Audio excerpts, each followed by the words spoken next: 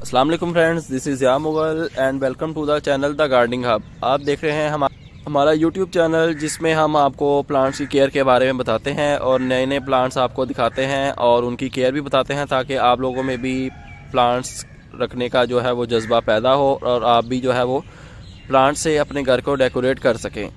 तो ऐसे ही अच्छी और इन्फॉर्मेटिव भरी वीडियोस देखने के लिए हमारा चैनल जो है वो सब्सक्राइब कर लें और बेल आइकन भी प्रेस कर लें।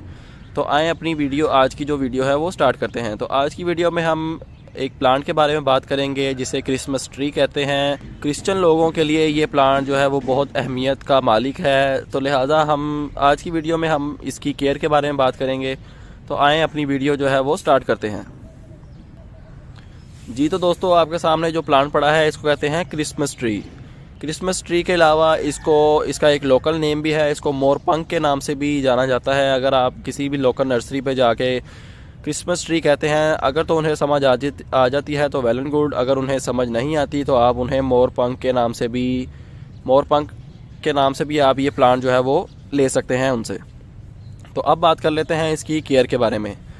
ये प्लांट जो है बहुत इजी टू ग्रो है। आप इसको एक बार घर पे ले आएँ तो ये टाइम टू टाइम अपनी ग्रो जो है वो खुद ही बढ़ाता रहता है। आपको इसकी ज़्यादा केयर करने की ज़रूरत नहीं पड़ती। ये प्लांट देखने में काफ़ी खूबसूरत लगता है, दूर से देखें तो बहुत ही खूबसूरत ये प्लांट देखने को लगता है और दिल को बहुत ही भाता है। तो ये आप अगर गार्डनिंग का शौक़ रखते हैं तो आपके प्लांट होना लाजमी है। अगर आप भी गार्डनिंग का शौक़ रखते हैं और आपको भी प्लांट्स रखना पसंद हैं तो ये प्लांट भी आपके घर पे होना लाजमी है। तो ये प्लांट आप ले आएँ किसी भी नर्सरी से और हमारी बताई हुई टिप्स पर अमल करके, हमारी बताई हुई केयर पर अमल करके आप इसकी अच्छे से केयर कर सकते हैं और ये प्लांट आपके पास काफ़ी देर तक रह सकता है अगर तो आप इसकी अच्छे से केयर करते रहेंगे। तो अब बात कर लेते हैं इसकी थोड़ी सी केयर के बारे में। ये प्लांट को आपने ज़्यादा पानी नहीं देना क्योंकि इसके अंदर अपना ही काफ़ी ज़्यादा मॉइस्चर होता है। गर्मियों के दिनों में आप इसको ज़्यादा पानी दे सकते हैं। जब ऊपर वाला इसका सरफेस एरिया ड्राई हो देन आप इसको पानी दे सकते हैं, अदरवाइज़ आपने इसको पानी नहीं देना, नहीं तो आपका प्लांट जो है वो गल जाएगा। इसके लीव्स जो हैं वो बर्न होना स्टार्ट हो जाएंगे, नहीं तो इसके लीव जो हैं वो उतरना स्टार्ट हो जाएंगे और आपका प्लांट बिल्कुल ही गंजा हो जाएगा और देखने में बहुत ही बुरा लगेगा और ऐसा लगेगा जैसे आपका प्लांट जो है वो डेड हो गया है।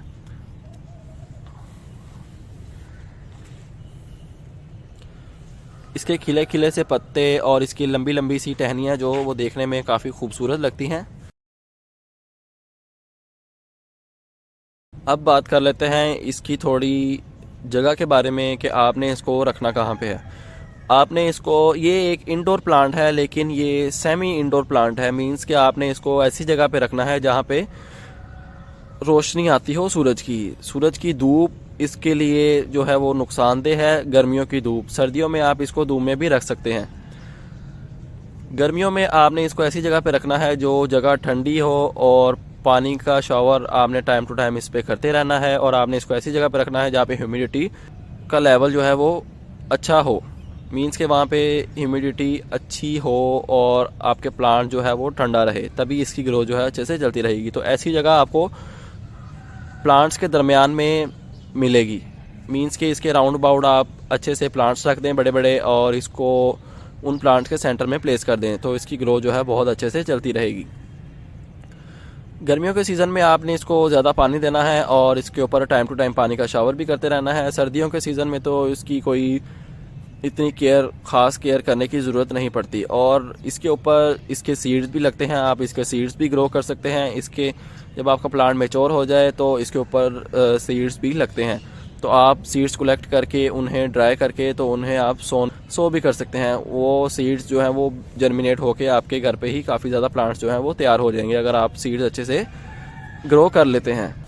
आप इसके ट्रंक लेवल के पास जो लीव्स होते हैं वो आप इसको रिमूव कर सकते हैं, मींस कि आप 1 फीट तक इसके नीचे जितने भी लीव्स हैं वो रिमूव कर देंगे और ऊपर से लीव्स इसके छोड़ देंगे तो ये देखने में काफ़ी अच्छी लुक प्रोवाइड करेगा। नीचे से इसका ट्रंक नज़र आना चाहिए और ऊपर से इसके लीव जो हैं वो होने चाहिए।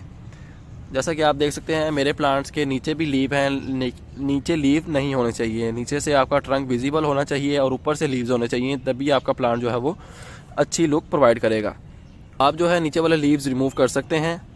इसके ऊपर कोई फ्लावरिंग नहीं होती, तो लिहाजा हमें इसके अंदर कोई ज़्यादा फर्टिलाइज़र ऐड करने की ज़रूरत नहीं। हमें जस्ट ऐसा फर्टिलाइज़र ऐड करना है जो हमारे प्लांट के लीव्स को ग्रीन रखे और इन्हें बड़ा होने में मदद करे। तो वो उसके लिए बेस्ट फर्टिलाइज़र जो है वो है ड्राई काउ डंग, सूखा हुआ गाय का गोबर। अगर आपको कहीं से मिल जाए, किसी नर्सरी से, तो आप वहाँ से भी ला सकते हैं, नहीं तो आप घर पे भी उसको रेडी कर सकते हैं।